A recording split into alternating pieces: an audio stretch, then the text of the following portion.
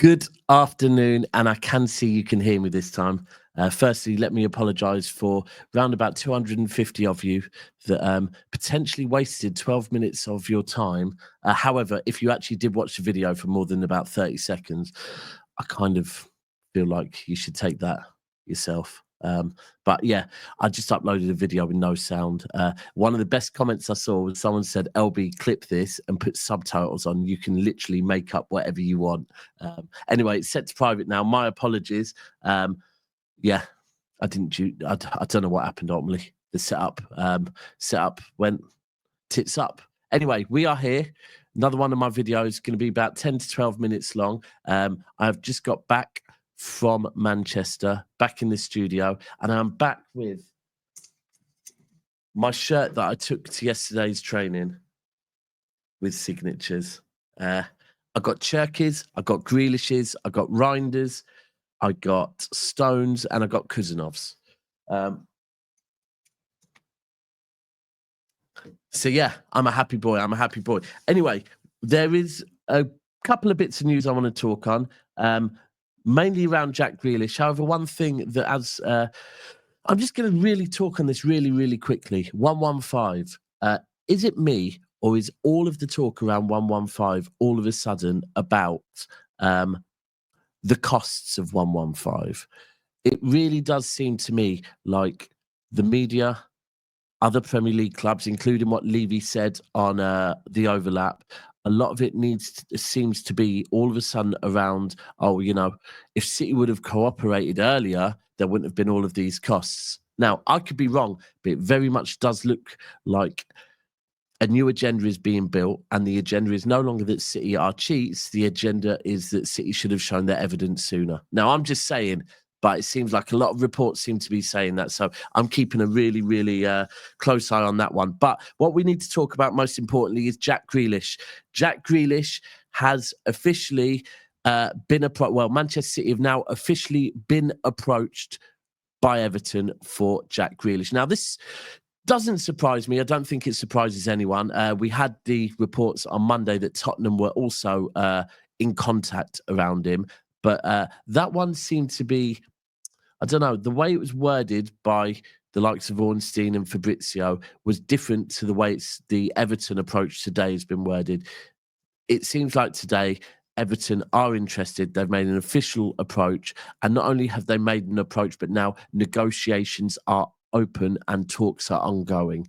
Now, this is going to be quite an interesting one because if we look at it from a Jack Grealish point of view, I personally think this one maybe makes the most sense. Firstly, as I've said previously, Jack Grealish favours a move that keeps him in the northwest of England. At the back end of last season, there were even some reports that he was linked to Manchester United.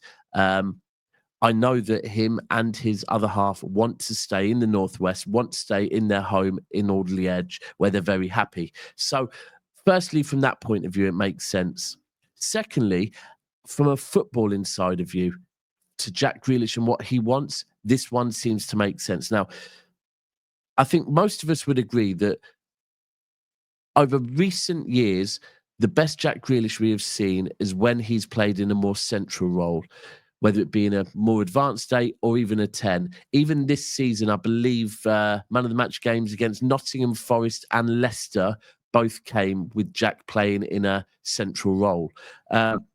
I also know it's something that not only Jack himself, but also his brother and his dad have been very keen on. And I've even heard that, Jack has made suggestions to Pep in the past that, please, Gaffer, give me a chance in the middle. Pep's never been too keen on it. Now, with the players that Everton have and the players that Everton look like signing, I know they're very keen on Tyler Diblin as well to go on the right. They've always already got, I can't remember his name, on the left-hand side. Moyes is a big admirer of Jack Grealish playing through the middle. Now, for me, that would also make sense at a club like Everton, the way that Everton play. Now, at Manchester City, Jack's had 4 years of playing against low blocks, right? And would it be fair to say maybe he hasn't thrived as much as he did at Aston Villa? I think it's fair to say.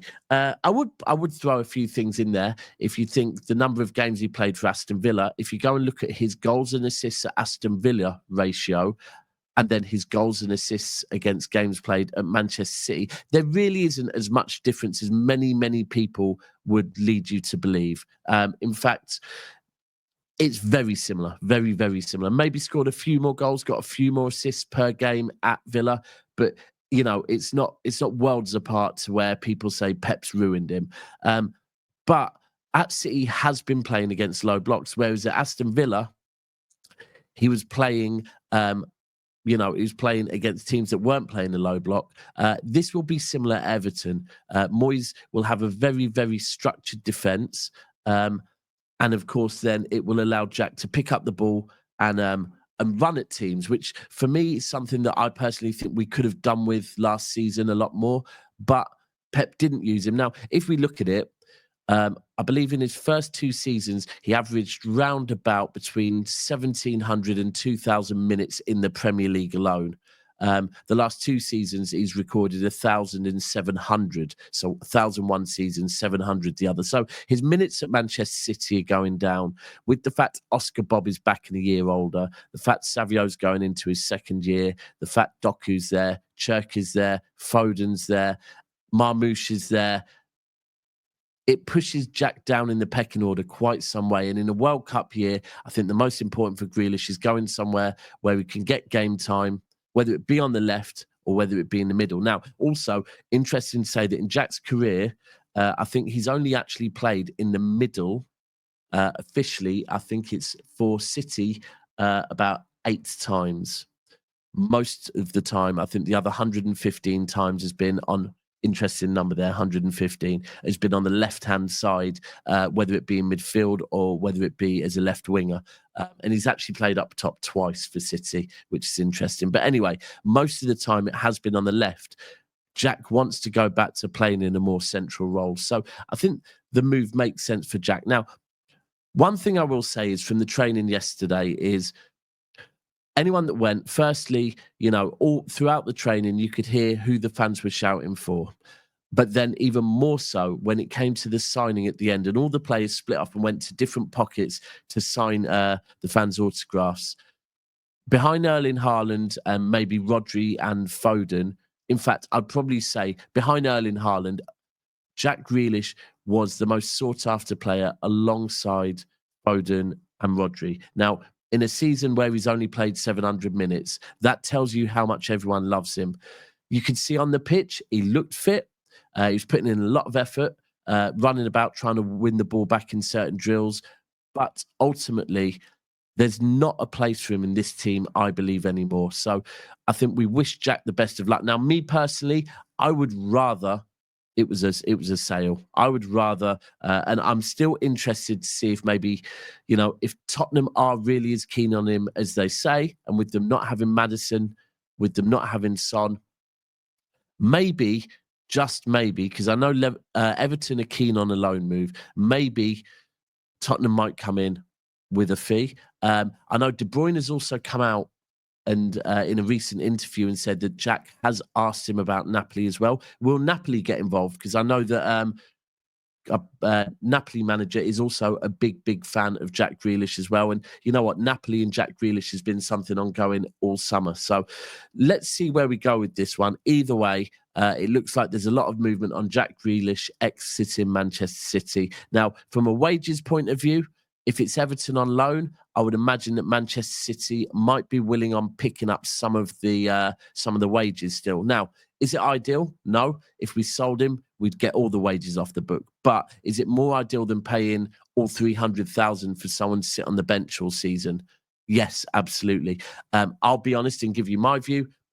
I would rather we do business with Everton than we do business with Daniel Levy and Tottenham Hotspur. I have said in a previous video, bring me Jed Spence. I'm still here for that. Listen, if we can use the fact that Everton are keen on him and the fact that Spurs want him, and maybe it no longer being Levy leading the negotiations and us saying, look, you want him, we'll take Jed Spence. I'm still all up for that. But if we can't get something out of this, I would much rather he goes to Napoli or he goes to Everton.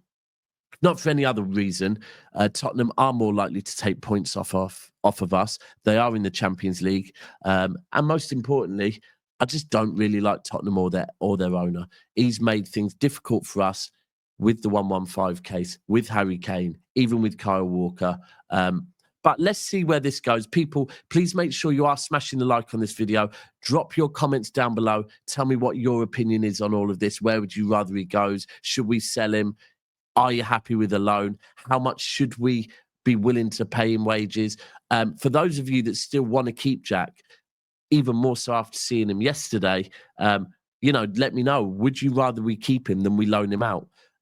Now, two other things I just want to touch on as well is first one is Claudio Echeverri. So yesterday, just before the training, it came out that Claudio Echeverri, who has been linked to Roma and has been linked to the other team is Girona on loans, that Manchester City, if they are to loan him out, they would rather loan him out to a Premier League club. I think that tells you all you need to know. They know his talent.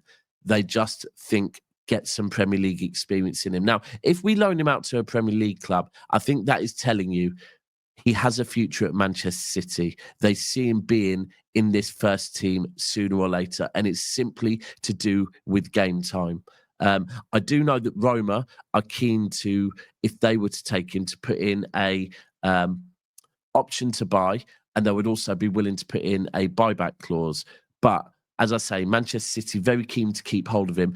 Yesterday in the training, one thing I did pick up on that I found a little bit strange is when the first half, when they were doing drills to do with attacking, and most of the players that were attacking, even including Stones on the right and Ait-Nouri on the left, Nunes on the right, and I think there might have even been one other player on the left, might have been Vardy or might have been Ake. Either way, Kolo Touré and Ruben Dias, Kuzanov, Akanji, one other centre-back were doing a lot of defensive work, more to do with passing the ball across the back. Now, Claudio Echeverri was with them, and I was wondering all day, why was he with them? So if anyone does know the reason, please drop a comment on that. Now, the final bit of information is Vitor Reis. Vitor Reis, who again has also been linked to Girona.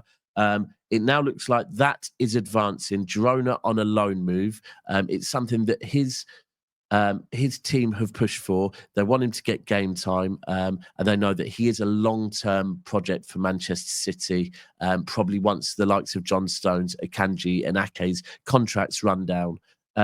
Now, one good bit of information, I believe they're already on the way over to Girona for some negotiations, the player himself and his representatives, is that a clause is going to be put in that contract that states if Manchester City require his assistance, require him ultimately to come back to the club at any point this season, then they can trigger that. I think that's a really, really important thing for us to put in there. After last season and the nightmare of injuries, it's very important we have that in there. So let me know what you think on those two moves as well. Do you want Claudio Echeverri to stay and be a bit part player?